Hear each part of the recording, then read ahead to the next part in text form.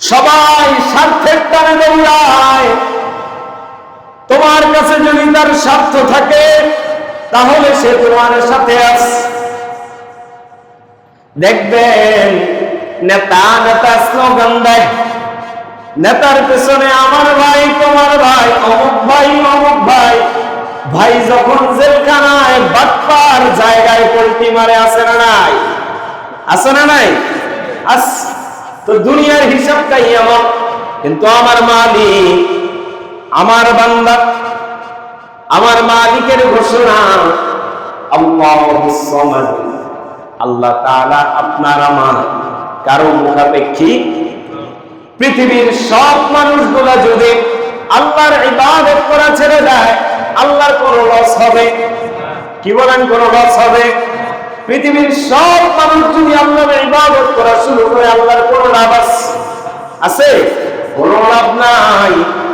তারপর আল্লাহ তাআলা বারবার ডাকে, ও বান্দা আমাকে ডাকো। কেন ডাকে? কারণ আল্লাহ আমাদেরকে বানাইছেন, আল্লাহ আমাদেরকে বড় মায়া করে বানাইছেন, আল্লাহর কুদরতি হাত দিয়ে আল্লাহ আমাদেরকে বানাইছেন, সবচেয়ে উত্তম ঘটনাবলী দিয়ে আল্লাহ আমাদেরকে বানাইছেন। আল্লাহ কোনোভাবেই চান না আল্লাহ তাআলা এত মায়ার কোন সৃষ্টি জাহান্নামের আগুনে পতিত হোক, এটা আল্লাহ চান না। এজন্য আল্লাহ তাআলা যুগে যুগে লক্ষাধিক পয়গম্বর দুনিয়ায় পাঠাইছে। এই নবীদের পরে শেষ নবী রাহমাতুল লিল আলামিনকে দিয়া আল্লাহ দ্বীনকে পরিপূর্ণ করে দিয়েছেন। যুগে যুগে তাবেঈনগণ মানুষদেরকে বুঝাইছে, তাবেঈনগণ বুঝাইছে, আইম্মায়ে কেরাম বুঝাইছে, যুগ শ্রেষ্ঠ উলামায়ে কেরাম বুঝাইছে। ও ভাই মুসলমান, আল্লাহ তাআলা আপনাকে আমাকে বড় মুহাব্বত করে ডাকতেন।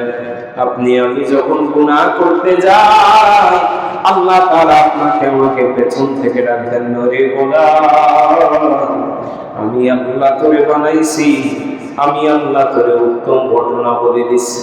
যেই পায়ের শক্তি দিয়ে তুমি আমার দিক থেকে বিমুখ হয়ে অন্য দিকে আগাও, ওই পায়ের শক্তিটা আমি আল্লাহ দিছি রে তোরে। যেই হাত দিয়ে তুমি গুনাহের কাজ করো, ওই হাতের শক্তিটাও আমি আল্লাহ তোমারে দিছি। আমি আল্লাহ বড় মায়া, বড় মহাব্বত করি। দুনিয়ার কার পিছনে দৌড়াও? এই যে দেখবেন কয়েকদিন পরে